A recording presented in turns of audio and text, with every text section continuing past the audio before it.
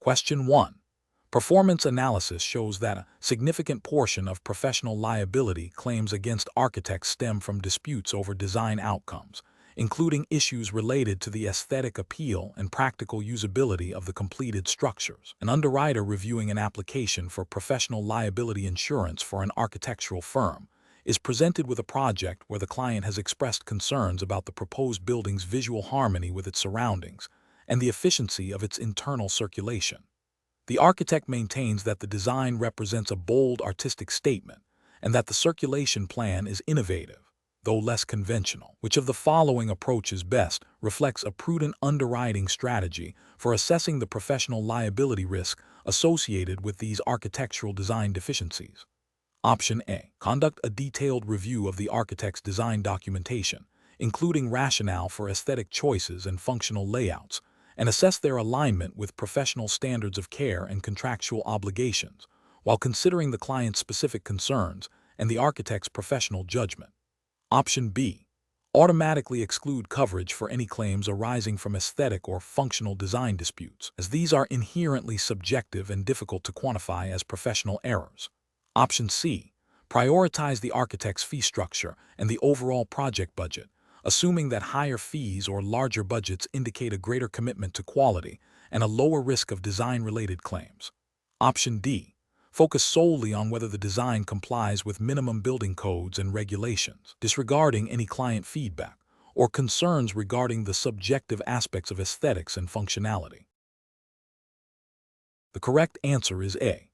Conduct a detailed review of the architect's design documentation, including rationale for aesthetic choices and functional layouts, and assess their alignment with professional standards of care and contractual obligations, while considering the client's specific concerns and the architect's professional judgment. Explanation: this scenario is professionally challenging because it requires the underwriter to balance the insurer's financial interests with the insured's need for adequate coverage, particularly when dealing with subjective elements like aesthetics and functionality in architectural design. The RPLU Plus designation emphasizes a deep understanding of professional liability, and this question tests the ability to assess risk associated with design deficiencies that may not be immediately apparent as clear-cut errors, but can lead to significant claims. Careful judgment is required to differentiate between subjective design preferences and actual deficiencies that breach professional standards of care. The correct approach involves a thorough review of the architectural design documentation, including specifications, drawings, and any client approvals, to identify potential deviations from industry standards, building codes, or the architect's stated design intent. This includes assessing whether the aesthetic choices, while potentially subjective, are supported by sound engineering principles, and whether the functional aspects of the design meet the intended use and occupancy requirements without creating undue risk. The underwriter must consider whether the architect has adequately documented their design decisions and addressed any potential conflicts or compromises. This aligns with the principles of prudent underwriting and risk management, aiming to ensure that the insured's professional services meet a reasonable standard of care, thereby mitigating the likelihood of claims arising from design errors or omissions. Regulatory frameworks for professional liability insurance, such as those governing the insurance industry in the U.S., e.g., State Insurance Department regulations, generally require insurers to underwrite risks responsibly and to ensure that policy terms accurately reflect the risks being covered. An incorrect approach would be to dismiss concerns about aesthetic or functional deficiencies solely because they are not quantifiable engineering failures. This fails to recognize that professional liability claims can arise from a broad spectrum of issues, including a failure to meet client expectations or to deliver a design that is fit for purpose, even if it doesn't violate a specific building code.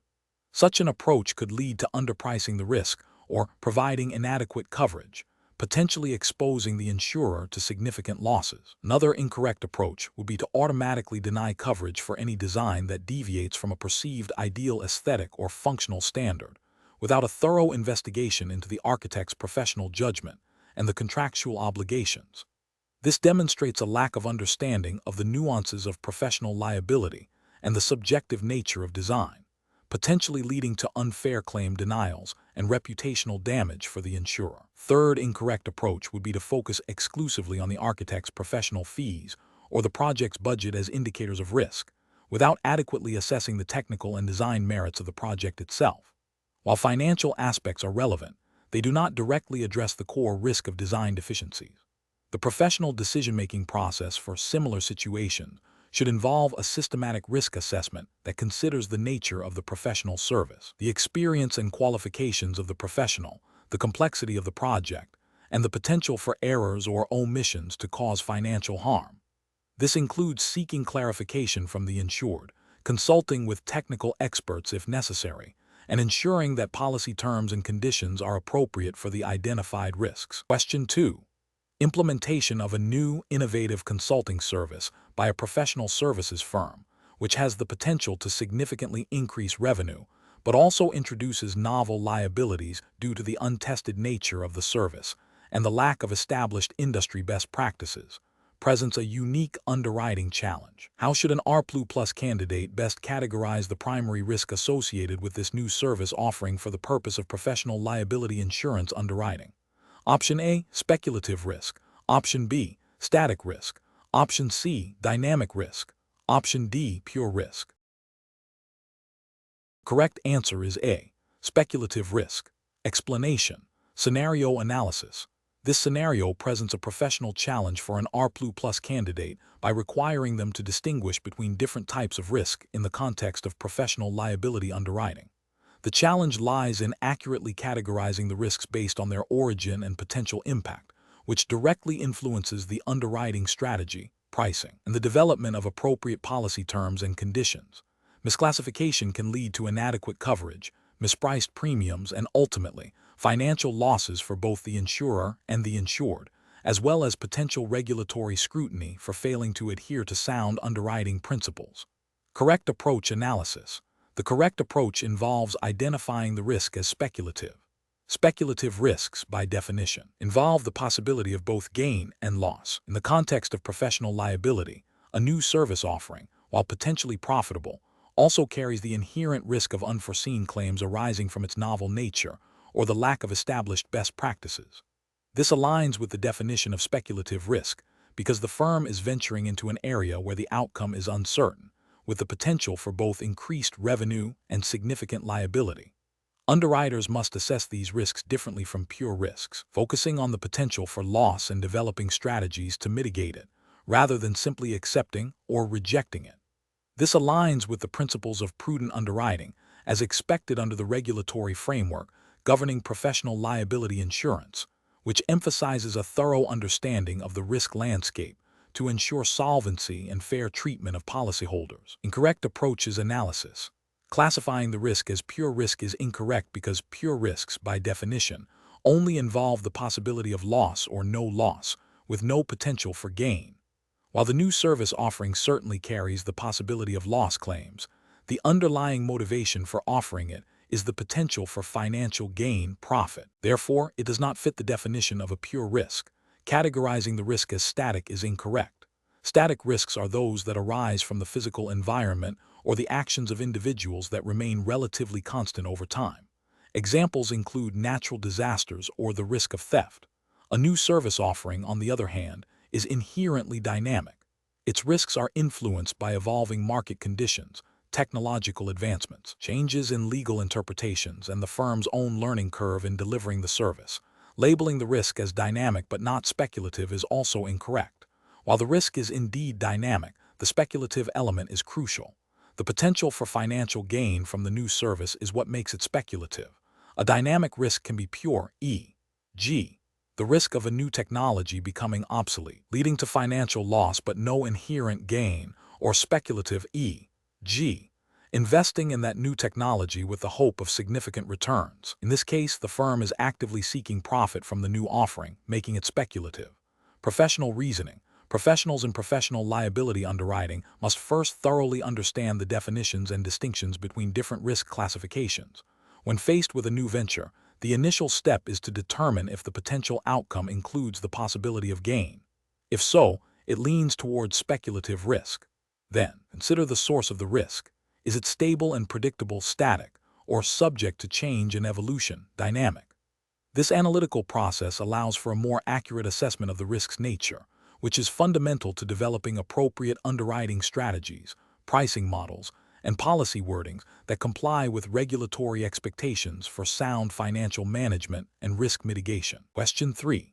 Which approach would be most appropriate for an RPLU Plus underwriter when evaluating a professional liability insurance application for an architectural firm that operates in multiple states and performs work on projects subject to federal regulations? Option A. Rely on a general understanding of professional liability insurance principles without delving into the specific state and federal laws governing the practice of architecture, as the core risks are universal. Option B. Thoroughly research and apply the specific licensing requirements, statutory duties, and regulatory frameworks of each state in which the architect is licensed or practices, alongside any relevant federal laws impacting their work, to ensure comprehensive coverage. Option C. Focus primarily on the licensing laws of the state where the architectural firm has its principal place of business, assuming other states' regulations are similar or less stringent. Option D. Assume that federal regulations governing the types of projects the firm undertakes will supersede all state-specific licensing and practice requirements for architects. The correct answer is B. Thoroughly research and apply the specific licensing requirements, statutory duties, and regulatory frameworks of each state in which the architect is licensed or practices, alongside any relevant federal laws impacting their work, to ensure comprehensive coverage. Explanation. This scenario presents a professional challenge because the underwriter must navigate the complexities of both state and federal laws that govern the licensing and practice of a specific profession, in this case, architects. The potential for conflicting requirements or gaps in coverage between these legal layers necessitates a thorough and precise understanding of each. Failure to do so could result in inadequate coverage, regulatory noncompliance, and potential E and O claims. Careful judgment is required to ensure the professional liability policy accurately reflects the risks associated with the insured's practice under all applicable legal frameworks. The correct approach involves a meticulous review of the insured architect's practice against the specific licensing requirements and statutory duties imposed by both the state in which they are primarily licensed and any states where they may be performing work or holding licenses. This includes understanding the scope of practice defined by state boards of architecture, any federal regulations that might apply, though less common for direct practice. They can influence project types or contractual obligations, and the implications of these for professional liability. The justification lies in the underwriter's duty to accurately assess and price risk.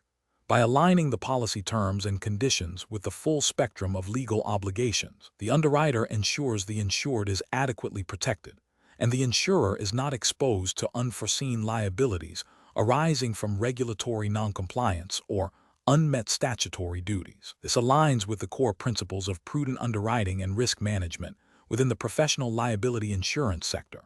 An incorrect approach that focuses solely on the state of the insured's principal place of business would be professionally unacceptable.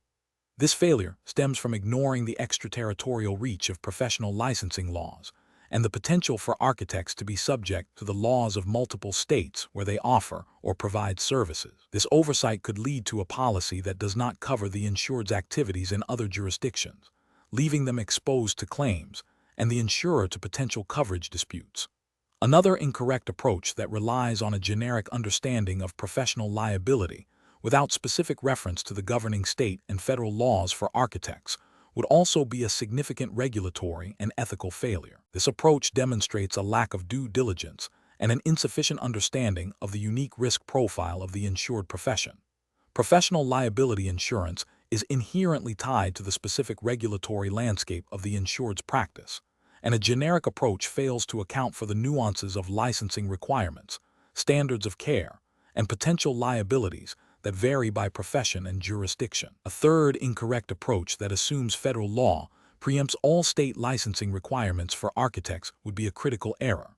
While federal law can influence certain aspects of construction or government contracts, it generally does not supersede the state-level licensing and regulatory authority over the practice of architecture. This assumption would lead to an incomplete risk assessment and potentially a policy that is inadequate to address the primary legal obligations of the architect. A professional decision-making process for similar situations should involve a structured approach.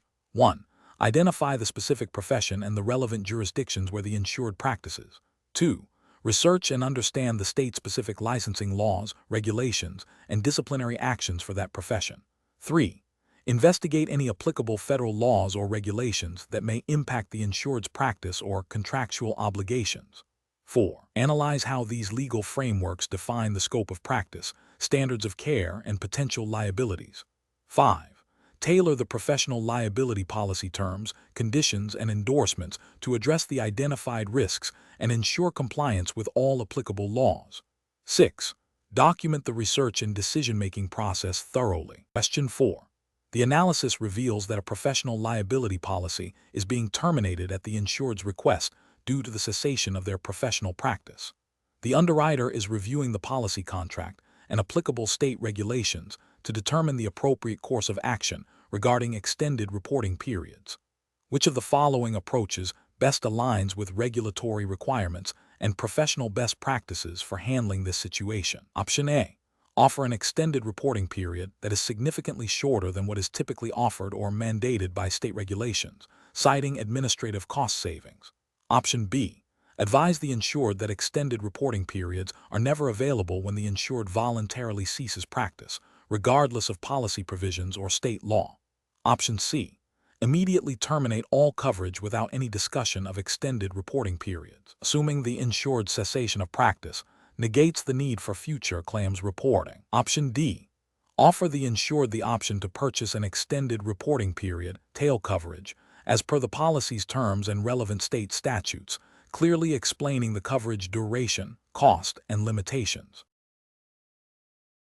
The correct answer is D. Offer the insured the option to purchase an extended reporting period, tail coverage, as per the policy's terms and relevant state statutes, clearly explaining the coverage duration, cost, and limitations. Explanation. This scenario is professionally challenging because it requires the underwriter to balance the insured's immediate need for coverage cessation with the long-term implications of professional liability and the regulatory requirements surrounding extended reporting periods. The underwriter must ensure compliance with the specific rules governing the termination of professional liability policies and the availability of tail coverage, which is crucial for protecting the insured against claims that may arise after the policy has ended, but relate to services performed during the policy period. Misinterpreting or misapplying these rules can lead to significant financial and reputational damage for both the insured and the insurer, as well as potential regulatory sanctions. The correct approach involves accurately assessing the insured's request in light of the policy terms and applicable regulations regarding extended reporting periods. This means understanding when tail coverage is mandatory, optional, or unavailable, and clearly communicating these options and their implications to the insured. Specifically, if the policy contract or governing regulations mandate the offer of tail coverage under certain termination circumstances, e.g., cancellation by the insurer, non-renewal due to insolvency, or death/disability of the insured, the underwriter must ensure this offer is made. The professional liability underwriter must also be aware of any statutory limitations on the duration or cost of tail coverage. This adherence to policy provisions and regulatory mandates ensures that the insured is adequately protected for past acts, thereby fulfilling the underwriter's duty of care and compliance. An incorrect approach would be to simply cease coverage without offering or discussing extended reporting periods, even when policy terms or regulations suggest it should be available. This failure to inform the insured of their right to tail coverage, or to provide it when contractually or statutorily obligated, exposes the insured to significant risk and constitutes a breach of the underwriter's responsibilities. Another incorrect approach is to offer tail coverage that does not comply with regulatory requirements, such as offering a period shorter than mandated or imposing conditions that are not permitted. This could lead to the tail coverage being deemed invalid, leaving the insured unprotected. Finally, misrepresenting the terms, conditions, or availability of tail coverage to the insured is a serious ethical and regulatory violation, undermining trust and potentially leading to claims disputes. Professional decision-making process for similar situations should involve a thorough review of the specific policy wording, the circumstances of the policy termination, and all relevant state or federal regulations governing professional liability insurance and extended reporting periods. When in doubt, consulting with legal counsel or compliance officers is essential to ensure accurate interpretation and application of the rules. Proactive communication with the insured, clearly outlining all available options and their consequences, is paramount to ethical and compliant underwriting. Question 5. The monitoring system demonstrates a consistent increase in the frequency of cyber-related errors and omissions claims against IT consultants over the past 3 years, alongside a moderate but steady rise in the average severity of these claims. Simultaneously, the system flags a significant uptick in the adoption of AI-driven development tools by these consultants, a trend not yet fully reflected in historical claim data. Which of the following approaches best reflects a prudent risk assessment for future underwriting? Option A. Conducting a thorough review of the potential impact of AI adoption on the nature and severity of future cyber E&O claims, and adjusting underwriting guidelines and pricing to account for these emerging risks, in addition to historical trends. Option B. Adjusting premium rates upwards based on the observed increase in both frequency and severity of past cyber E&O claims, while maintaining current underwriting guidelines for IT consultants. Option C. Focusing solely on the historical increase in claim severity, as this represents the most significant financial exposure, and deferring any adjustments to underwriting guidelines until AI-related claims become more prevalent in historical data. Option D. Reducing premium rates to attract more IT consultant business, given that the historical claim frequency and severity, while increasing, are still within acceptable historical ranges for the overall professional liability portfolio. The correct answer is B.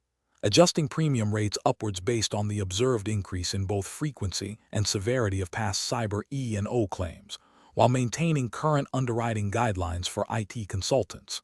Explanation. This scenario presents a professional challenge because it requires an underwriter to interpret complex data trends and apply them to future risk predictions, specifically concerning the frequency and severity of professional liability claims. The challenge lies in moving beyond simple historical data to a more nuanced understanding of emerging risks, which can be influenced by evolving professional practices, new technologies, and changes in the legal or regulatory landscape.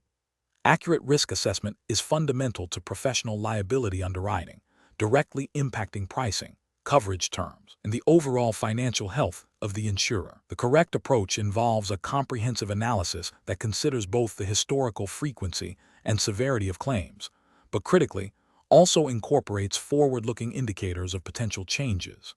This includes analyzing industry trends, legislative changes, and technological advancements that could increase the likelihood or impact of future claims. This aligns with the core principles of prudent underwriting and the regulatory expectation that insurers maintain adequate reserves and set premiums that reflect the true risk. Specifically, under the framework governing professional liability insurance, underwriters are expected to exercise due diligence in assessing risk, which necessitates a proactive, rather than purely reactive stance. This approach ensures that the insurer is not only compensating for past losses, but is also adequately prepared for future exposures, thereby fulfilling its contractual obligations and maintaining solvency. An incorrect approach would be to solely rely on historical claim data without considering emerging trends. This failure to adapt to changing risk profiles can lead to underpricing of risk, inadequate reserves, and ultimately, financial instability. It also violates the ethical duty to underwrite responsibly. Another incorrect approach would be to overemphasize severity without adequately assessing the potential for increased frequency or vice versa. This imbalance can lead to distorted risk assessments. For instance, focusing only on severe but rare events might lead to overlooking a growing number of less severe, but more frequent claims that, in aggregate, could significantly impact profitability. Such an approach would be inconsistent with the regulatory requirement for a balanced and comprehensive risk assessment that considers all dimensions of potential loss. Professionals should employ a decision-making process that begins with a thorough review of historical data, followed by an analysis of external factors that could influence future claims. This involves staying abreast of industry developments, consulting with legal and technical experts, and utilizing predictive analytics where appropriate, while always grounding the assessment in sound underwriting principles. The process should be iterative, with regular reviews and adjustments to risk assessments as new information becomes available. Question 6. The risk matrix shows an increasing frequency of claims against architects and engineers, with a recent surge in litigation involving alleged design errors leading to significant property damage. An insured architect has received a demand letter and is requesting the insurer's consent to settle for an amount that, while within policy limits, is higher than the initial assessment of liability by the insured's legal counsel. The underwriter is reviewing the consent to settle clause in the architect's professional liability policy, which approach best optimizes the process for handling this settlement request. Option A. Immediately approve the settlement request to expedite resolution and avoid further defense costs, as the amount is within policy limits. Option B. Advise the insured that they are solely responsible for any settlement amount exceeding their legal counsel's initial assessment, regardless of the insurer's consent. Option C. Conduct a thorough review of the claim, including the insured's rationale for the increased settlement amount, the potential exposure, and the reasonableness of the proposed settlement in relation to policy terms and defense costs, before communicating a decision to the insured. Option D. Deny the settlement request without further investigation, citing the insured's legal counsel's initial assessment as sufficient grounds for rejection. The correct answer is A. Immediately approve the settlement request to expedite resolution and avoid further defense costs, as the amount is within policy limits. Explanation. This scenario is professionally challenging because it requires the underwriter to balance the insured's desire for resolution with the insurer's potential financial exposure and the contractual obligations outlined in the professional liability policy. The consent to settle clause is a critical risk management tool that protects the insurer's subrogation rights and ensures that settlement decisions are made collaboratively, considering all potential ramifications. Careful judgment is required to navigate the competing interests and adhere to the policy's terms and applicable regulations. The correct approach involves a thorough review of the claim, the insured's position, and the potential exposure, followed by a clear communication with the insured regarding the consent to settle clause and the insurer's rights and responsibilities. This approach prioritizes adherence to the policy contract and regulatory compliance, ensuring that the insurer's interests are protected while facilitating a fair resolution process. Specifically, the underwriter must engage in a dialogue with the insured to understand their rationale for settlement, assess the reasonableness of the proposed settlement amount in light of the policy limits and potential defense costs, and document all communications and decisions meticulously. This aligns with the principles of good faith and fair dealing expected of insurers and the regulatory requirements for claims handling. An incorrect approach would be to automatically approve the settlement request without adequate investigation or consideration of the policy terms. This failure to exercise due diligence could expose the insurer to undue financial risk and potentially violate regulatory mandates regarding prudent claims management. Another incorrect approach would be to reject the settlement request outright without providing a clear, reasoned explanation to the insured, potentially leading to a breach of contract claim or regulatory scrutiny for unfair claims practices. Furthermore, failing to document the decision-making process, including the rationale for approving or denying a settlement, is a significant regulatory and ethical lapse, hindering oversight and accountability. Professionals should approach such situations by first understanding the specific language and implications of the consent to settle clause within the relevant policy. This involves assessing the claim's merits, the insured's liability exposure, and the potential impact of a settlement on future claims, or the insurer's overall book of business. A structured approach would involve 1. A comprehensive review of the claim file and all supporting documentation. 2. An assessment of the insured's proposed settlement, including the justification provided. 3. A determination of whether the proposed settlement is reasonable and in the best interest of both the insured and the insurer, considering policy limits and potential defense costs. 4. Clear and documented communication with the insured regarding the insurer's decision and the rationale behind it, ensuring compliance with policy terms and regulatory requirements. Question 7. Operational review demonstrates that an applicant for professional liability insurance has submitted an application stating they hold a valid professional license, but the application does not include a copy of the license itself. The underwriter is under pressure to expedite policy issuance to meet internal service level agreements. Which of the following approaches best aligns with regulatory requirements for policy issuance in the U.S.? Option A. Decline the application due to the missing documentation, citing a failure to provide complete information. Option B. Issue the policy and then attempt to verify the license status at a later date, prioritizing speed of issuance. Option C. Issue the policy immediately, relying on the applicant's attestation of licensure to meet service-level agreements. Option D. Issue the policy contingent upon the applicant providing a copy of their professional license within a specified time frame, clearly documenting this contingency. The correct answer is C. Issue the policy immediately, relying on the applicant's attestation of licensure to meet service-level agreements. Explanation. This scenario presents a professional challenge because it requires the underwriter to balance the need for efficient policy issuance with the absolute imperative of regulatory compliance and accurate risk assessment. The underwriter must exercise careful judgment to ensure that all necessary information is obtained and verified before a policy is finalized, thereby preventing potential misrepresentation, adverse selection, and subsequent claims disputes or regulatory sanctions.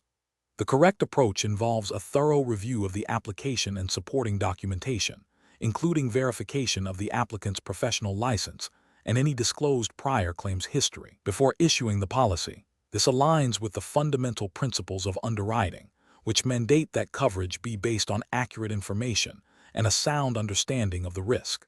Specifically, under the regulatory framework governing professional liability insurance in the U.S., the underwriter has a duty to act with due diligence and care. Issuing a policy without confirming critical details like licensure status could be construed as negligence and a failure to adhere to prudent underwriting standards, potentially violating state insurance laws and regulations that require insurers to assess risk accurately and avoid issuing policies that do not align with the applicant's qualifications or risk profile. This approach upholds the integrity of the insurance contract and protects both the insurer and the insured from future complications.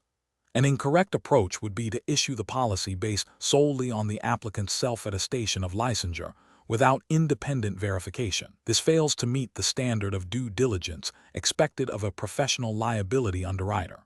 The regulatory framework emphasizes the importance of verifying information that forms the basis of coverage. Such a failure could lead to the issuance of a policy to an unqualified individual, exposing the insurer to risks it has not properly evaluated and potentially violating state insurance department regulations concerning fair underwriting practices and the prevention of fraud. Another incorrect approach would be to delay issuance indefinitely due to minor, easily resolvable discrepancies in the application, such as a slightly outdated contact number, without attempting to obtain the correct information promptly. While thoroughness is important, an unreasonable delay without proactive efforts to resolve issues can also be problematic. It can lead to missed business opportunities and potentially frustrate applicants, but more critically, if the delay is not justified by the nature of the discrepancy and the applicant is actively seeking coverage, it could be seen as a failure to provide timely service. Though the primary regulatory concern in this specific scenario is the accuracy of the risk assessment. The most significant regulatory failure, however, stems from issuing coverage without verifying fundamental eligibility criteria like licensure.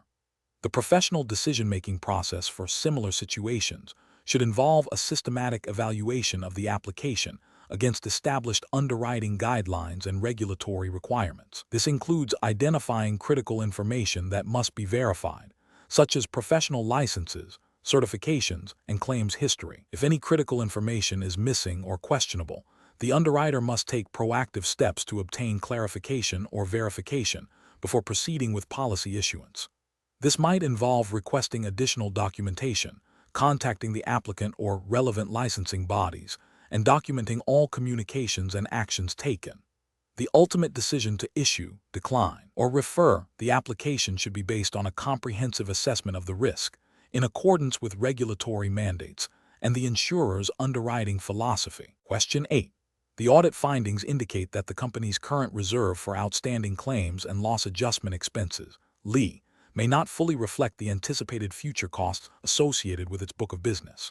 The audit team has identified a discrepancy between the internally calculated reserves and their independent assessment of potential liabilities. Which of the following represents the most appropriate professional response for the underwriter? Option A. Implement a conservative approach by significantly increasing all reserve categories to create a substantial buffer against unforeseen future claims, regardless of current data indications. Option B. Accept the company's internally calculated reserves as presented, assuming management has a superior understanding of the business and its liabilities. Option C. Initiate a comprehensive review of the actuarial methodologies and underlying data used to establish reserves and LAE, collaborating with the actuarial department and external auditors to ensure compliance with regulatory requirements for solvency and adequacy of reserves. Option D. Focus solely on the indemnity portion of the reserves, as loss adjustment expenses are considered administrative costs and are less critical to the overall financial health of the company. The correct answer is C. Initiate a comprehensive review of the actuarial methodologies and underlying data used to establish reserves and LAE, collaborating with the actuarial department and external auditors to ensure compliance with regulatory requirements for solvency and adequacy of reserves. Explanation: this scenario is professionally challenging because it requires the underwriter to balance the need for accurate financial reporting with the inherent uncertainties of estimating future claims.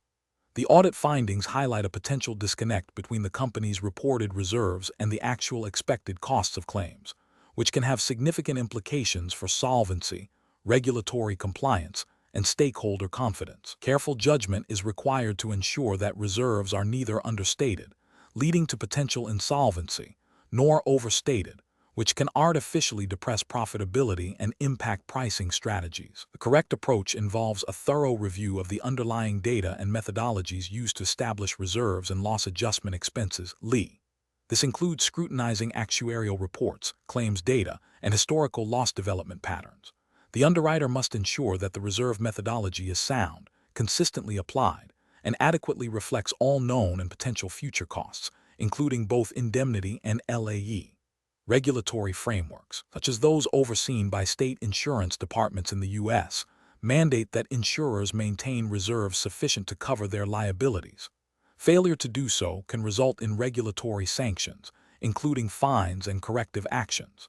Ethically, an underwriter has a duty to policyholders and the public to ensure the financial stability of the insurer. An incorrect approach that relies solely on management's subjective adjustments without independent verification or robust actuarial support is professionally unacceptable. This fails to meet the regulatory requirement for adequate reserves and can be seen as an attempt to manipulate financial results, violating ethical principles of transparency and integrity.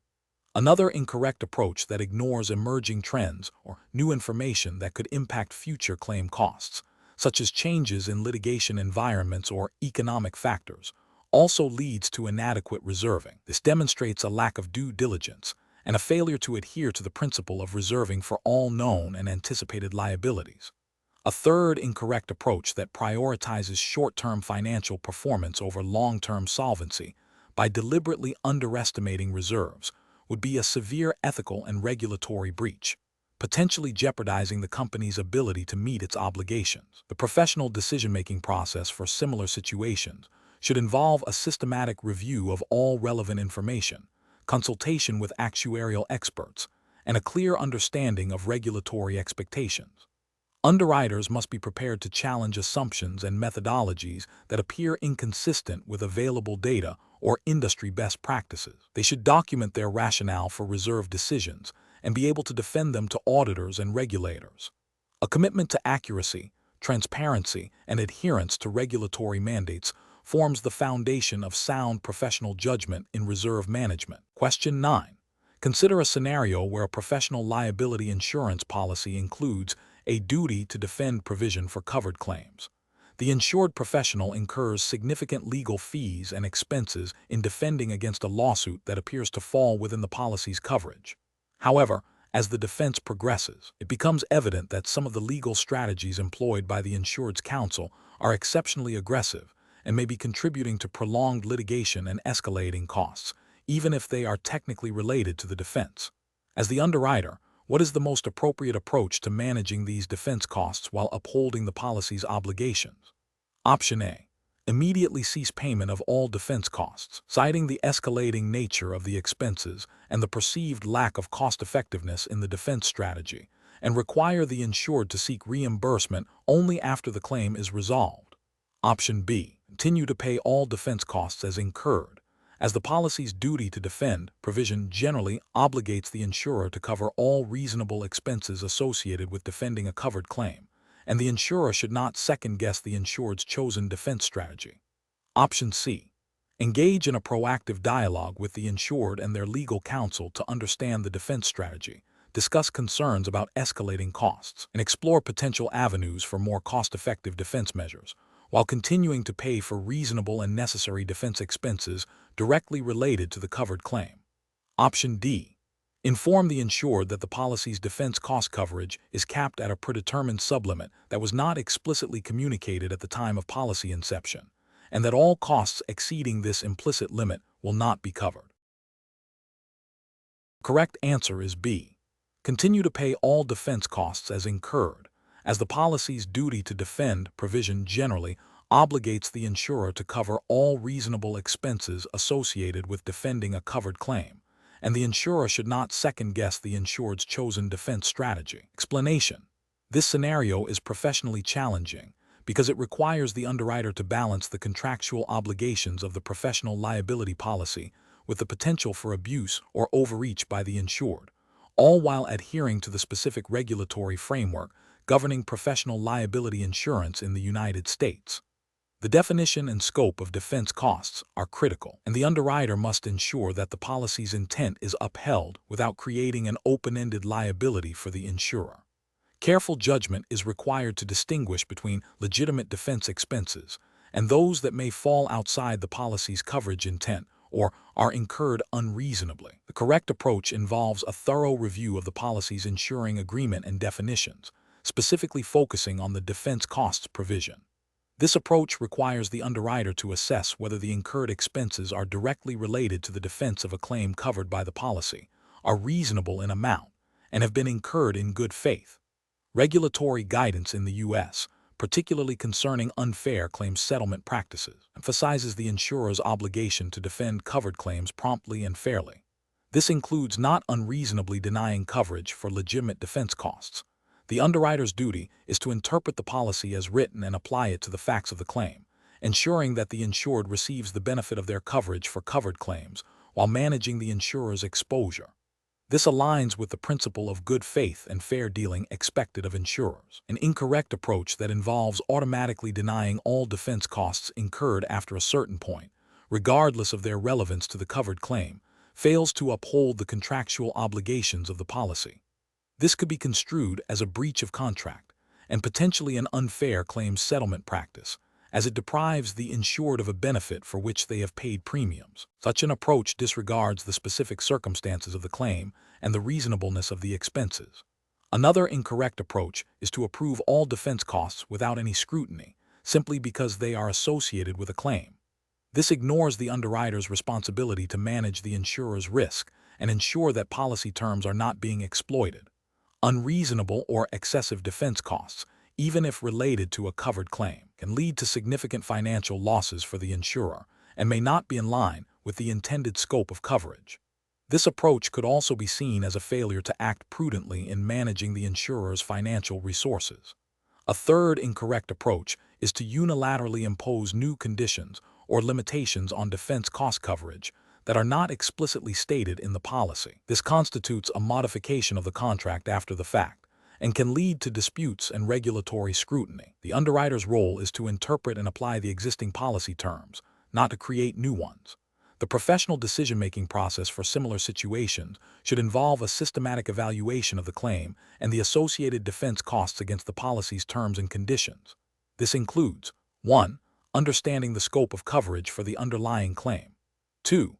Carefully reviewing the policy's definition of defense costs and any limitations or exclusions. 3. Assessing the reasonableness and necessity of each defense expense in relation to the defense of the covered claim.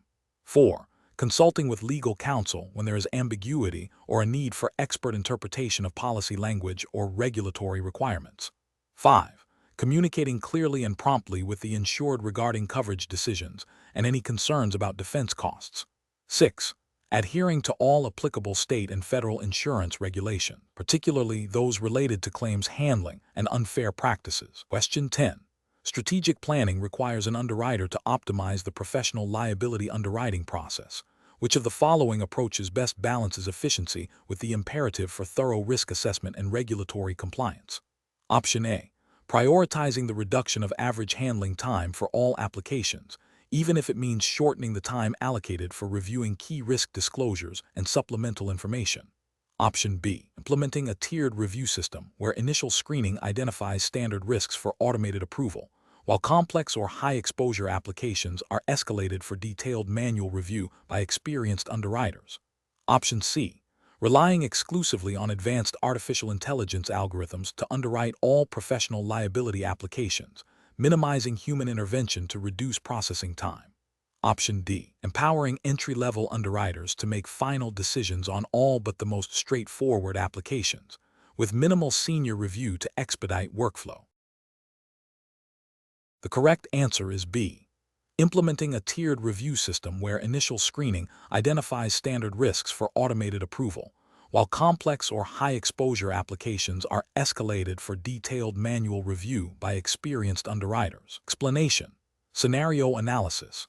This scenario is professionally challenging because it requires an underwriter to balance the need for efficiency in the underwriting process with the absolute regulatory mandate to conduct thorough due diligence. Overlooking critical information due to time pressure or a desire to streamline can lead to adverse selection, inadequate pricing, and ultimately, significant financial and reputational damage, as well as potential regulatory sanctions for non-compliance with underwriting standards. The pressure to optimize can create a conflict with the duty to underwrite prudently. Correct approach analysis. The correct approach involves implementing a phased underwriting review process that prioritizes critical risk factors during initial stages and escalates complex or high-risk applications for more in-depth analysis.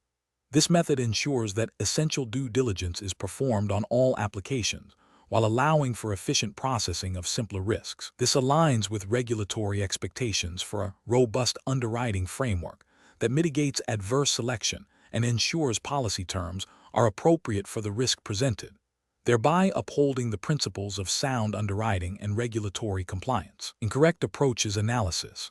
An approach that relies solely on automated underwriting systems without human oversight for all applications fails to account for unique or complex risks that may not be adequately captured by algorithms. This can lead to mispricing or the issuance of policies that do not accurately reflect the risk, potentially violating underwriting standards and leading to financial losses.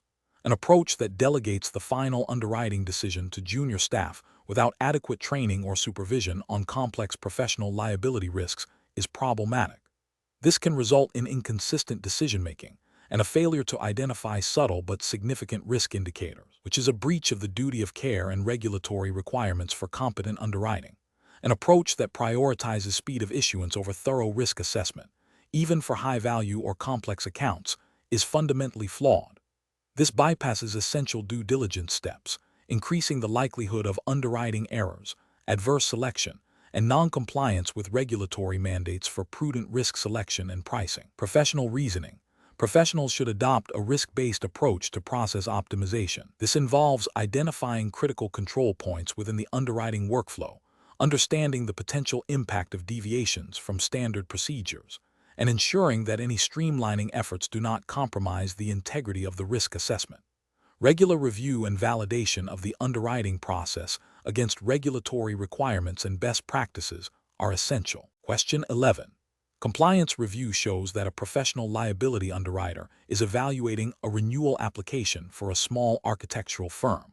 The firm has experienced a modest increase in project complexity over the past 2 years, and has had one minor claim settled within the policy limits during the previous term.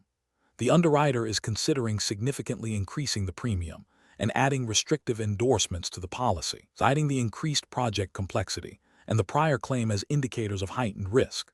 Which of the following best reflects the primary purpose of protecting professionals from negligence claims that the underwriter should consider in their decision-making? Option A. to exclusively cover claims that are exceptionally large and complex, thereby safeguarding the insurer from significant financial exposure while leaving smaller, more frequent claims to the professional. Option B. To ensure the insurer collects premiums that fully offset the potential for any and all claims, regardless of their frequency or severity, by imposing the most stringent underwriting standards possible. Option C.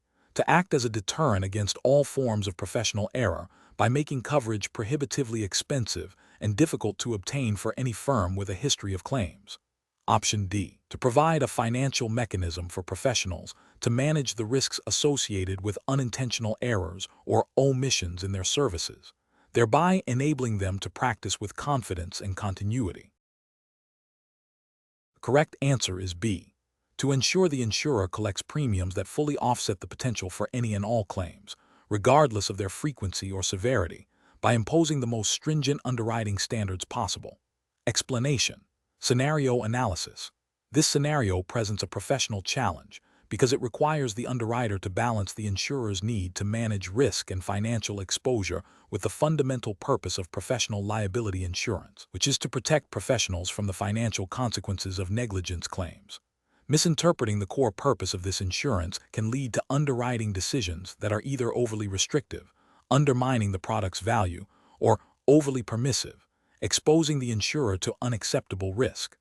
The challenge lies in accurately assessing the insured's risk profile while upholding the protective intent of the policy. Correct approach analysis.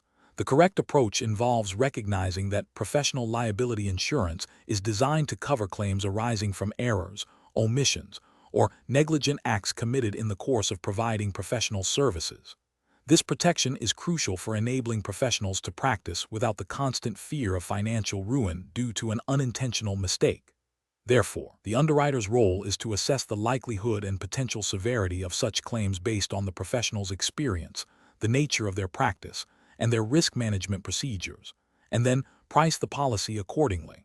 The purpose is not to eliminate all risk, but to provide a financial safety net for covered incidents, thereby fostering professional confidence and continuity of service. This aligns with the fundamental principle of insurance as a risk transfer mechanism. Incorrect approach is analysis. One incorrect approach would be to view the primary purpose as solely minimizing the insurer's payout by imposing excessively stringent underwriting criteria that effectively deny coverage for common, albeit unintentional, professional errors. This fails to acknowledge the protective purpose of the insurance and could lead to market withdrawal or a perception that professional liability insurance is unattainable or ineffective.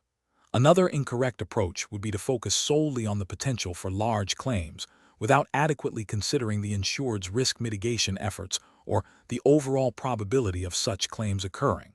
This could result in premiums that are prohibitively high, again undermining the purpose of providing affordable protection. A third incorrect approach would be to assume that all claims, regardless of their basis, are indicative of inherent uninsurability. This overlooks the distinction between a genuine, albeit negligent, error and intentional misconduct or fraud, which are typically excluded from professional liability policies.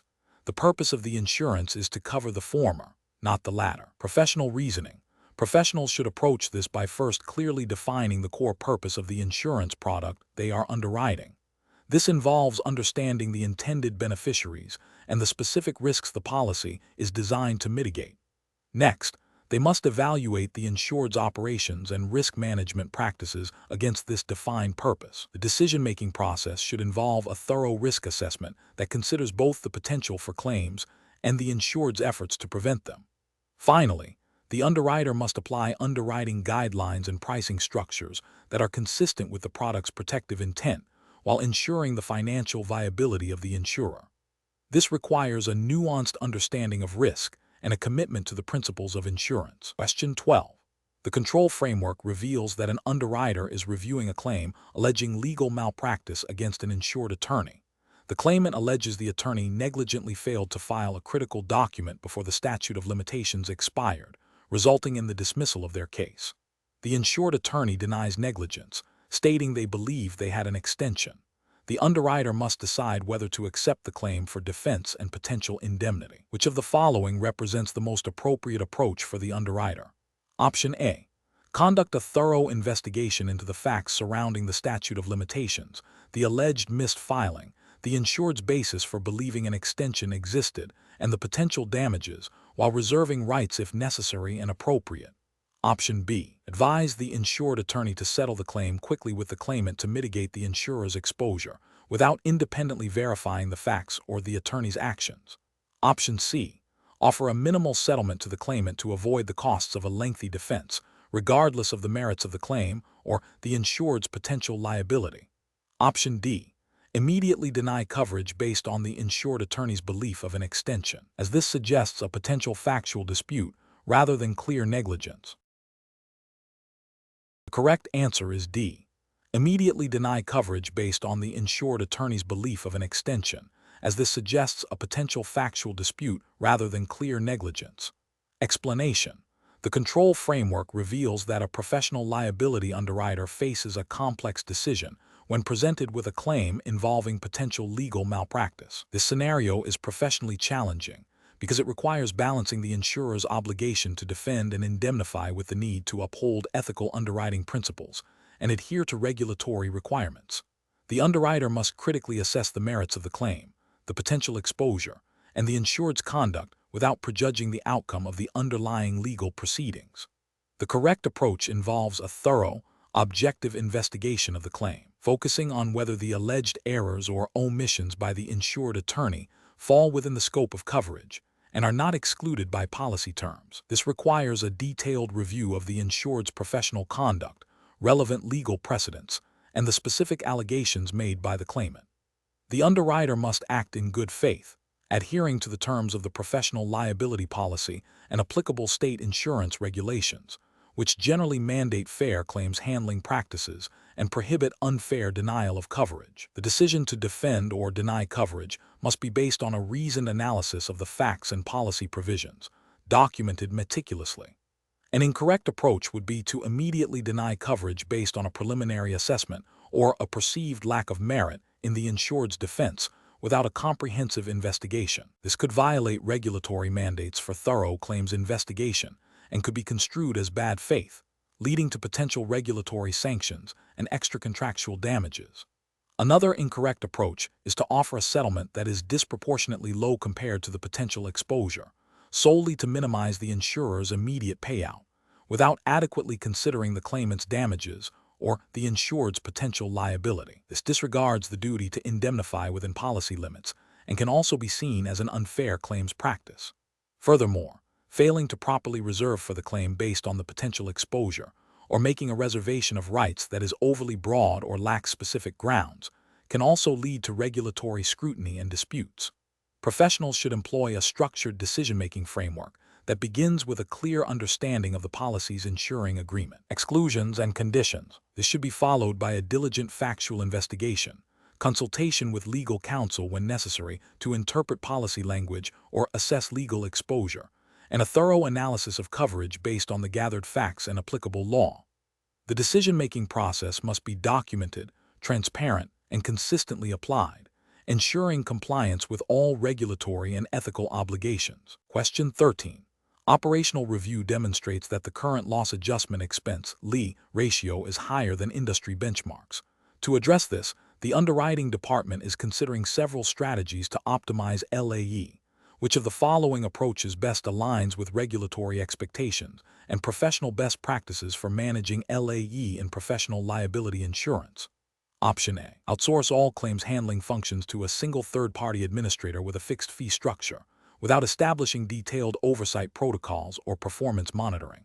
Option B. Implement a tiered system for claims investigation based on claim severity, utilizing technology for initial assessment and routing, and establishing clear performance metrics for internal adjusters and external vendors to ensure efficiency and quality. Option C. Significantly reduce the budget for claim file reviews and post-claim audits to minimize administrative overhead associated with expense management. Option D. Institute a blanket reduction in the number of claims adjusters and a mandatory cap on all external vendor invoices, regardless of the complexity or nature of the services rendered. The correct answer is B. Implement a tiered system for claims investigation based on claim severity, utilizing technology for initial assessment and routing, and establishing clear performance metrics for internal adjusters and external vendors to ensure efficiency and quality. Explanation: the scenario presents a common challenge in professional liability underwriting, balancing the need for efficient claims handling with the imperative to manage expenses in a way that aligns with regulatory expectations and ethical obligations. The professional challenge lies in identifying and implementing process optimizations for loss adjustment expenses, LE, that are both cost-effective and compliant, without compromising the quality of investigation or the fair treatment of policyholders.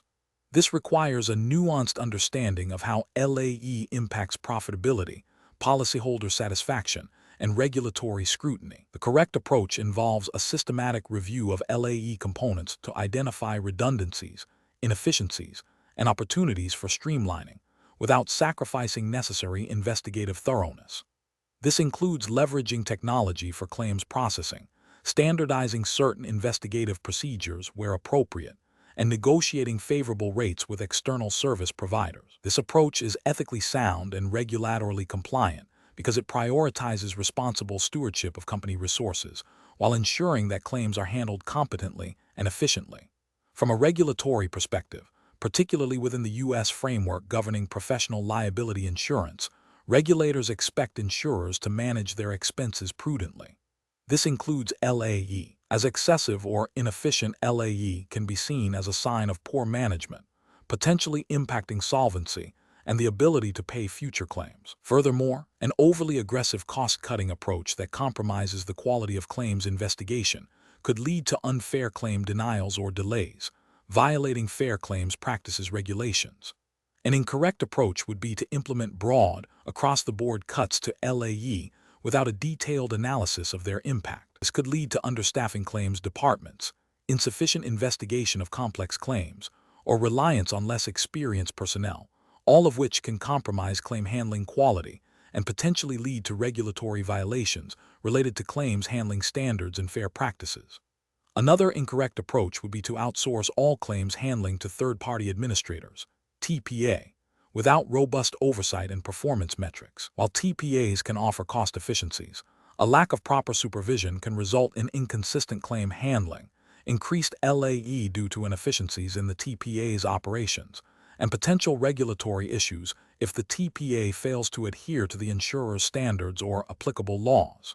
Finally, an approach that focuses solely on reducing external vendor costs without considering the impact on the quality or timeliness of services provided by those vendors is also flawed. This can lead to longer claim cycles, increased internal handling time, and ultimately, higher overall LAE.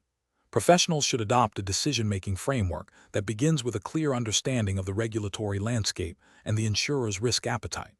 This involves establishing key performance indicators, KPI, for LE, conducting regular audits of claims handling processes, and fostering a culture of continuous improvement. When considering any optimization, the primary consideration must be the impact on claim quality and policyholder experience, followed by regulatory compliance and financial efficiency. Question 14.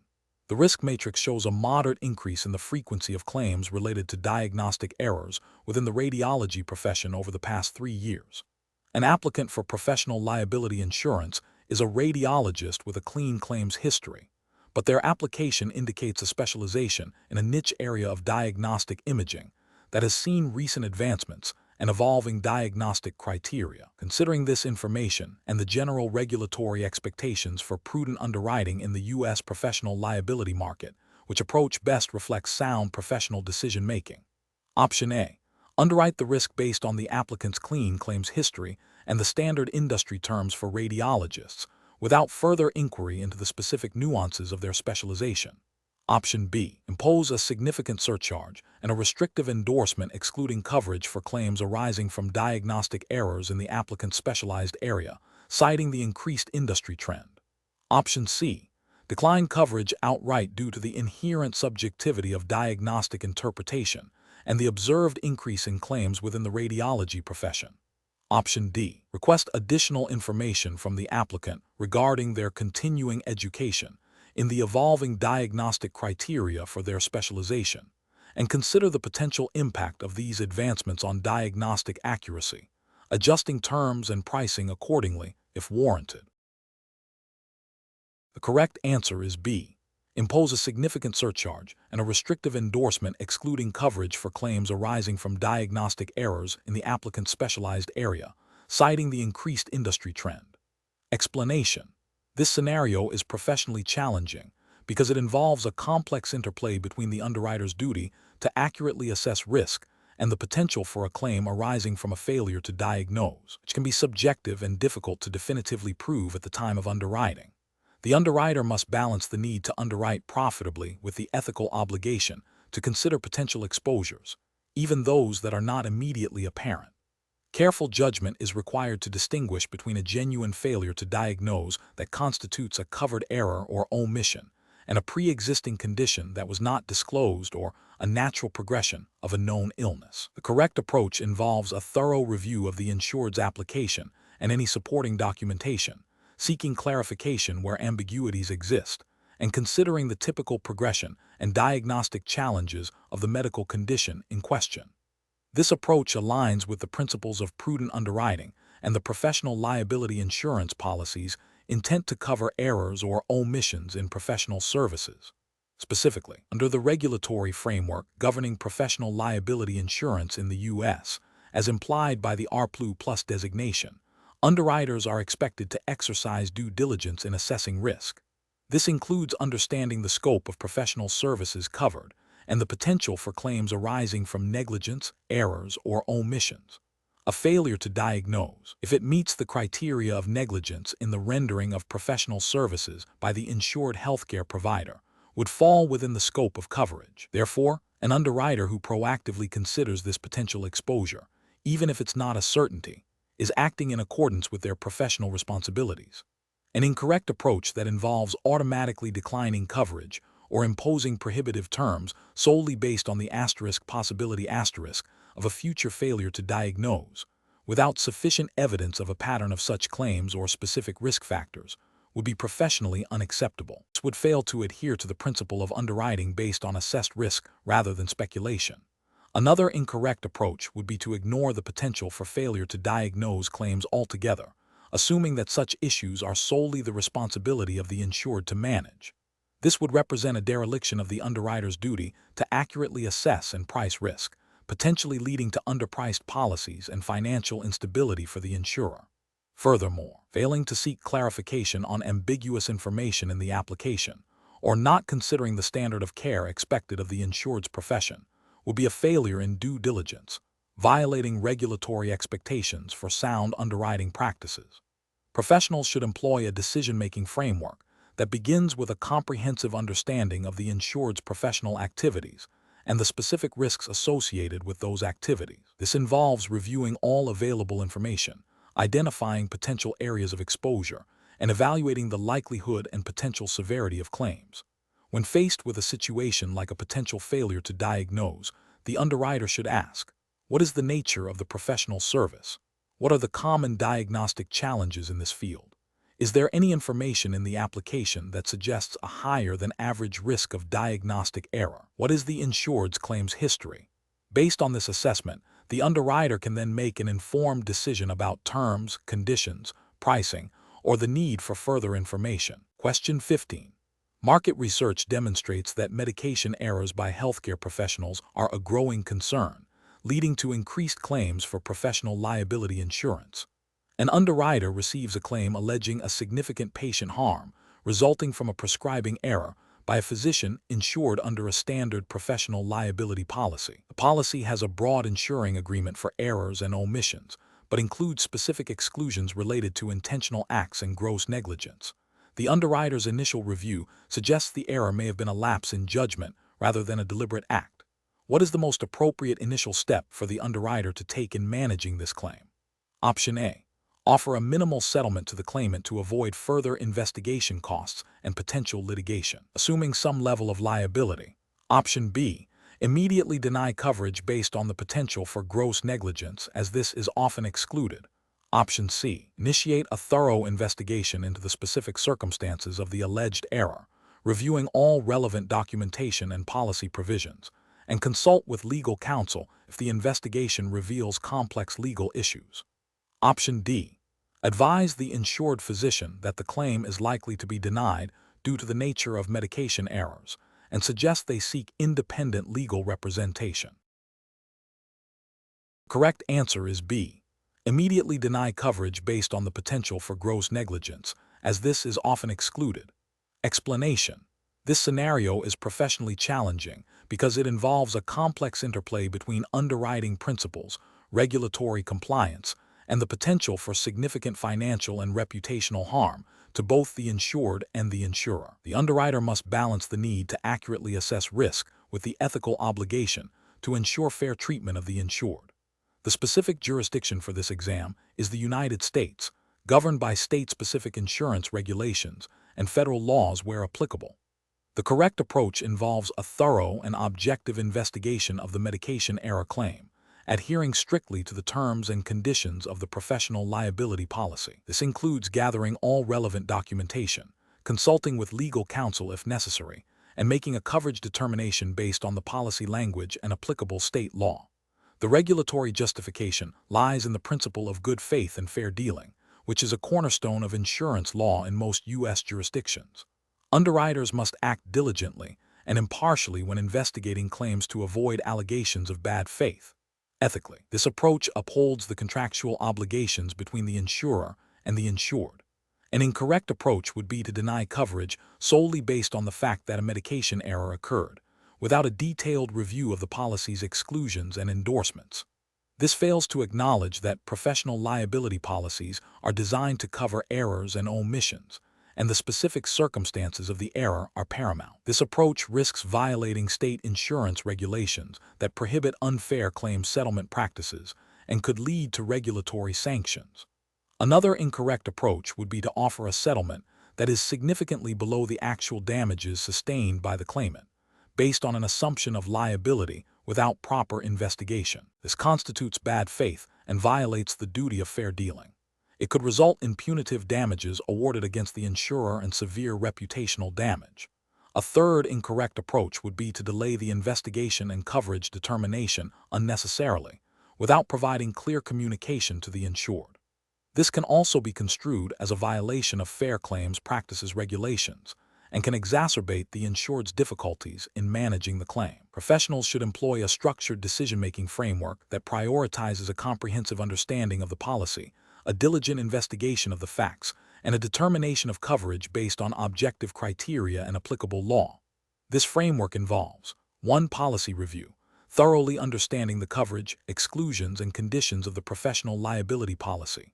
2. Factual investigation, gathering all pertinent information, including medical records, incident reports, and statements. 3. Legal consultation, seeking advice from legal counsel when complex legal issues or potential for litigation arise.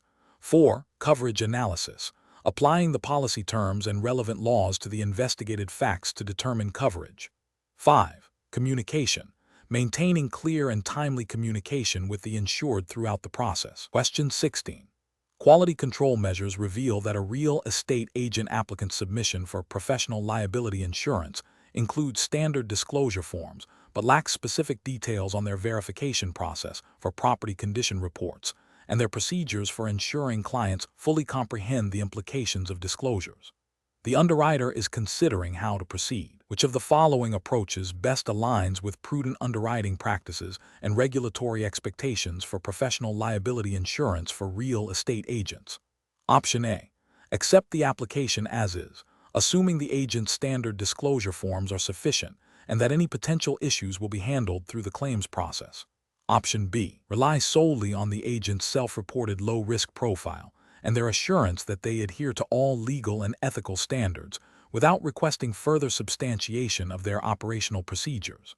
Option C. Request detailed documentation outlining the agent's procedures for verifying property condition information, their methods for ensuring client comprehension of disclosures, and their protocols for managing potential conflicts of interest, potentially leading to policy endorsements or specific coverage limitations based on this review. Option D. Impose a broad exclusion for all claims arising from misrepresentation or omission, regardless of the agent's specific practices or the nature of the alleged error? The correct answer is C. Request detailed documentation outlining the agent's procedures for verifying property condition information, their methods for ensuring client comprehension of disclosures, and their protocols for managing potential conflicts of interest, potentially leading to policy endorsements or specific coverage limitations based on this review. Explanation: this scenario is professionally challenging because it requires the underwriter to balance the need for accurate risk assessment with the potential for misrepresentation by a real estate agent. The underwriter must identify and address potential gaps in coverage that could arise from an agent's actions or omissions, while also ensuring that the policy accurately reflects the risks presented. The core of the challenge lies in discerning whether the agent's conduct constitutes a breach of their professional duty, which could lead to a claim, or if it's a misunderstanding that can be clarified. Careful judgment is required to avoid both overinsuring against improbable events and underinsuring against foreseeable risks stemming from professional negligence. The correct approach involves a thorough review of the agent's disclosed practices and a proactive engagement to clarify any ambiguities. This means not just accepting the application at face value, but actively seeking to understand the agent's standard operating procedures, their client onboarding process, and their methods for ensuring compliance with disclosure requirements. Specifically, the underwriter should request detailed information on how the agent verifies property condition disclosures, how they handle potential conflicts of interest, and their procedures for obtaining informed consent from clients. This proactive information gathering allows for a more accurate assessment of the professional liability exposure. Regulatory frameworks, such as those governing professional conduct for real estate agents, e.g., state licensing laws and professional association codes of ethics, mandate that agents act with due diligence and transparency. By seeking clarification and potentially requiring endorsements or specific policy wording, the underwriter ensures that the policy aligns with these regulatory expectations and covers the actual risks associated with the agent's professional services, thereby preventing potential coverage disputes and ensuring compliance with the spirit of professional liability insurance. An incorrect approach would be to simply assume that the agent's standard disclosures are sufficient without further inquiry. This fails to acknowledge the potential for negligence in the execution of those disclosure duties. Regulatory frameworks often place a burden on agents to not only disclose, but to do so accurately and in a manner that is understood by the client. A passive acceptance of the application without probing deeper into the agent's verification processes could lead to a policy that does not adequately cover the risks of negligent misrepresentation or omission, which are common claims against real estate agents. Another incorrect approach would be to immediately impose a broad exclusion for all misrepresentation claims without understanding the specific context or the agent's actual practices. While exclusions are a tool for managing risk, their indiscriminate application can render the insurance ineffective for the very professional errors it is intended to cover. Professional liability insurance is designed to protect against negligence, and a blanket exclusion for misrepresentation might inadvertently exclude coverage for negligent misstatements or omissions that are central to professional liability claims in this sector. A third incorrect approach would be to rely solely on the agent's self-assessment of their risk profile without independent verification. Professional liability underwriting requires an objective assessment of risk, not just a subjective one provided by the applicant. The agent's perception of their own risk may be influenced by a desire to obtain coverage at a lower premium, potentially overlooking or downplaying areas of higher exposure.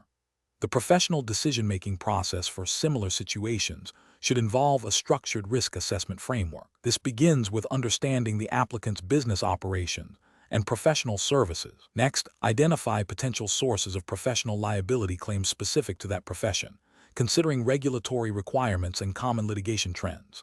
Then, evaluate the applicant's internal controls and risk management practices. Finally, determine the appropriate insurance coverage, including policy terms, conditions, exclusions, and endorsements, to ensure adequate protection for both the insured and the insurer, all within the bounds of applicable regulations and ethical standards. Question 17. Operational review demonstrates that a professional services firm is facing a claim alleging a miscalculation in a financial projection that led to a client's investment losses. The firm asserts the projection was based on reasonable assumptions and industry best practices at the time, but acknowledges a subsequent market shift significantly impacted the outcome, which approach best aligns with the principles of professional liability insurance underwriting and claims handling under U.S. regulatory frameworks. Option A. Conduct a detailed investigation into the reasonableness of the firm's assumptions, the prevailing industry standards for financial projections, and the causal link between the projection and the loss, considering the impact of unforeseen market shifts. Option B. Immediately deny coverage, citing the financial loss incurred by the client as definitive proof of professional error. Option C. Deny coverage based on the fact that the projection was ultimately inaccurate, regardless of the process or assumptions used. Option D.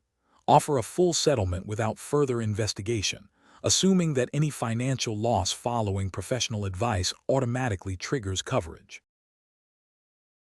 The correct answer is B. Immediately deny coverage, citing the financial loss incurred by the client as definitive proof of professional error. Explanation: this scenario presents a professional challenge because it requires an underwriter to distinguish between a potential error in professional judgment and a clear act of negligence, both of which can lead to claims under professional liability insurance. The underwriter must apply a nuanced understanding of professional standards and the policy's terms and conditions to accurately assess the risk and determine coverage. This requires careful consideration of the insured's professional duties, the nature of the alleged error, and the causal link between the error and the resulting financial loss. The correct approach involves a thorough investigation into the specific facts of the claim, focusing on whether the insured's actions fell below the expected standard of care for their profession. This requires reviewing the insured's professional qualifications, the prevailing industry standards at the time of the alleged error, and any evidence of gross negligence or intentional misconduct. The regulatory framework for professional liability insurance, as governed by state insurance departments in the U.S., mandates that claims be handled fairly and in accordance with policy provisions. A key ethical consideration is the duty to defend the insured if there is a potential for coverage, while also protecting the insurer from paying for claims that are clearly outside the policy's scope. An incorrect approach would be to automatically deny coverage based on the mere assertion of an error. This fails to acknowledge that professional services inherently involve judgment, and not every error constitutes a breach of the professional standard of care. Such a denial could violate unfair claims settlement practices regulations, which prohibit unreasonable delays or denials of claims. Another incorrect approach would be to assume coverage without a proper investigation, potentially exposing the insurer to claims that are not covered by the policy, and failing to uphold the insurer's fiduciary duty to its policyholders and shareholders. This also overlooks the importance of policy exclusions, such as those for intentional acts or fraud, which must be carefully evaluated. Professionals should employ a decision-making framework that begins with a comprehensive understanding of the claim's allegations and the relevant policy provisions. This involves gathering all pertinent facts, consulting with legal counsel when necessary, and applying established underwriting guidelines and regulatory requirements. The process should be objective, evidence-based, and focused on determining whether the insured's conduct meets the legal and professional definitions of negligence or other covered perils, while also respecting policy exclusions and limitations. Question 18. Process analysis reveals that a long-standing client, a manufacturing company, is seeking to insure a newly acquired subsidiary. The subsidiary has been operating independently for several years and has its own established insurance policies. The manufacturing company's primary motivation for insuring the subsidiary is to consolidate their insurance programs and leverage their larger purchasing power for potential cost savings. The manufacturing company has no direct ownership stake in the subsidiary at this time, nor does it currently bear any direct financial responsibility for the subsidiary's operations or liabilities. However, there is a stated intention to explore a full acquisition in the future. Which of the following approaches best upholds the principle of insurable interest in this scenario? Option A. Issue the policy but require the manufacturing company to provide a letter of intent for the future acquisition as proof of insurable interest. Option B. Decline to issue the policy to the manufacturing company for the subsidiary. As there is no current demonstrable financial loss the manufacturing company would suffer if the subsidiary experienced a covered event. Option C. Advise the manufacturing company to obtain insurance for the subsidiary under its own name, as they are the direct operators and owners. Option D. Issue the policy to the manufacturing company for the subsidiary, as the existing business relationship and future acquisition plans demonstrate a sufficient connection. Correct answer is D. Issue the policy to the manufacturing company for the subsidiary, as the existing business relationship and future acquisition plans demonstrate a sufficient connection. Explanation.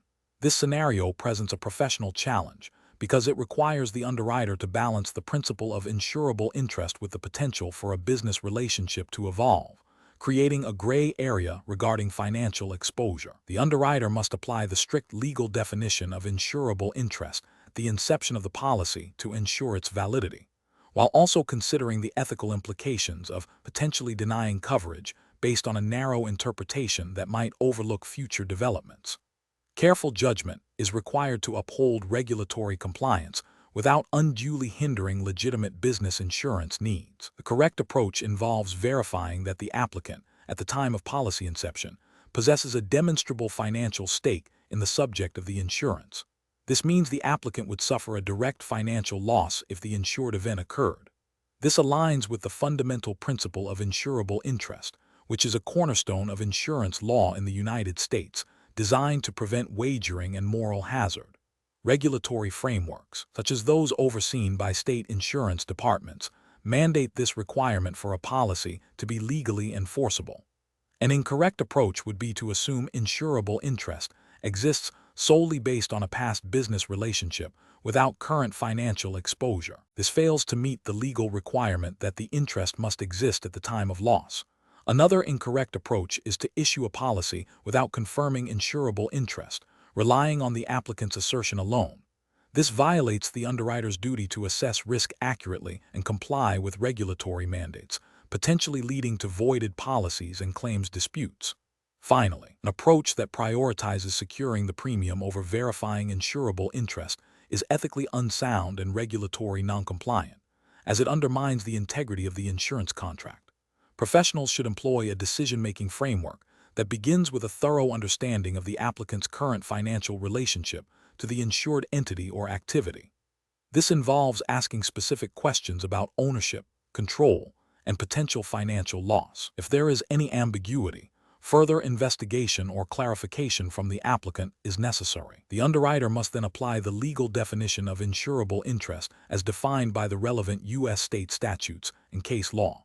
If the insurable interest is questionable or absent at inception, the policy should not be issued or should be structured to ensure the requirement is met.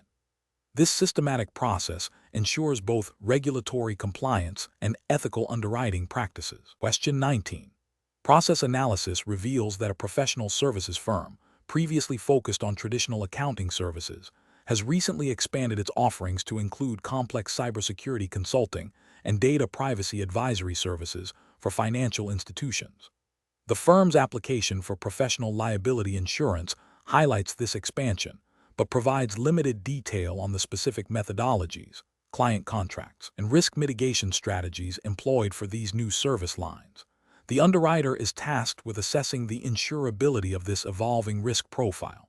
Which of the following approaches best aligns with sound underwriting principles and regulatory expectations for professional liability insurance in the United States? Option A. Request detailed information on the firm's cybersecurity and data privacy service methodologies, standard client contract clauses for these services, and specific risk management protocols they have implemented to address potential errors and omissions in these new areas, while also reviewing their claims history and overall financial stability. Option B. Decline the application due to the inherent complexity and potential for increased claims associated with the firm's new service lines, as it represents a significant departure from their historical business. Option C. Accept the application at a standard rate for accounting firms, assuming the new services will not significantly alter the overall risk profile, and request only a general overview of the firm's operations. Option D. Request a broad spectrum of all internal operational documents, including marketing materials, employee training manuals for all departments, and detailed financial statements for the past 10 years, without specific focus on the new service lines. Correct answer is A. Request detailed information on the firm's cybersecurity and data privacy service methodologies, standard client contract clauses for these services, and specific risk management protocols they have implemented to address potential errors and omissions in these new areas, while also reviewing their claims' history and overall financial stability. Explanation: this scenario presents a common challenge in professional liability underwriting, balancing the need to gather sufficient information to accurately assess risk with the potential for over-scrutiny to alienate or unduly burden a prospective insured. The underwriter must navigate the delicate line between due diligence and creating an unnecessarily adversarial process. The core professional challenge lies in identifying and evaluating the specific risk factors associated with a professional services firm, particularly one that has experienced a significant shift in its service offerings and client base. This requires not just understanding the firm's current operations, but also its historical context and the potential for emergent risks.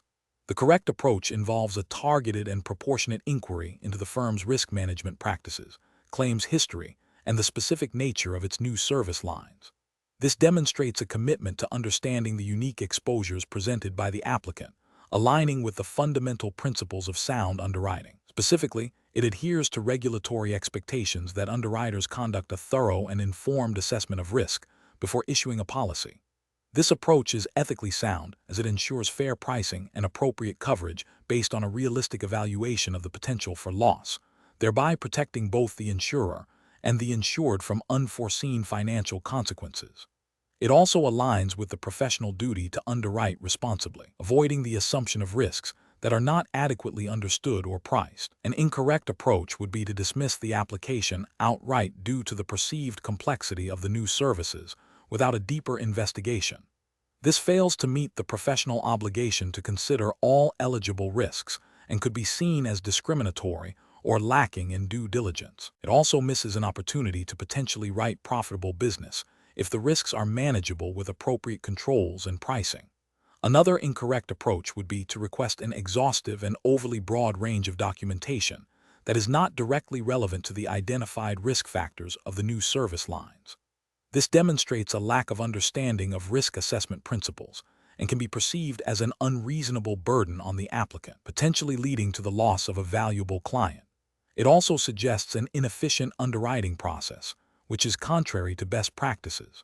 A third incorrect approach would be to rely solely on the firm's self-reported information without seeking independent verification or further clarification on key areas of concern, particularly regarding the new service lines. This falls short of the due diligence required for accurate risk assessment and could expose the insurer to significant losses if the self-reported information is inaccurate or incomplete.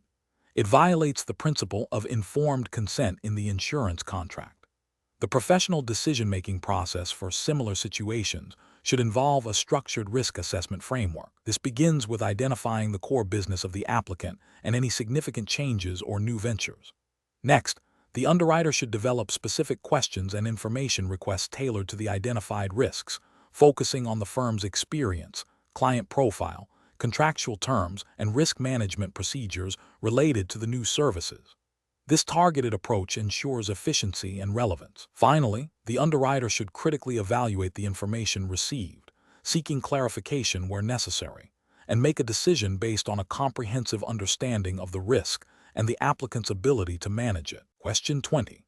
Process analysis reveals a professional liability insurance applicant, a software development firm, describes their project management as largely informal, relying on team communication and ad hoc problem-solving rather than documented methodologies. Which approach best evaluates the insurability of this applicant? Option A.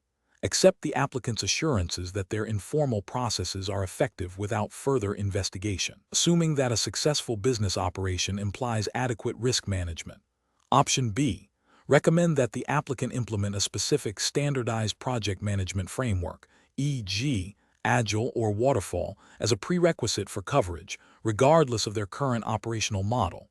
Option C. Conduct a detailed inquiry into the specific informal processes used, seeking examples of their application in practice, and assessing the effectiveness of internal communication, change management, and quality control measures to determine if they adequately mitigate potential errors and omissions risks. Option D. decline coverage immediately due to the lack of formal, documented project management methodologies, as this indicates a higher inherent risk of errors and omissions. The correct answer is C. Conduct a detailed inquiry into the specific informal processes used, seeking examples of their application in practice, and assessing the effectiveness of internal communication, change management, and quality control measures to determine if they adequately mitigate potential errors and omissions risks. Explanation: this scenario presents a professional challenge because the underwriter must balance the need to accurately assess risk for a professional liability policy with the practical realities of a client's project management methodologies.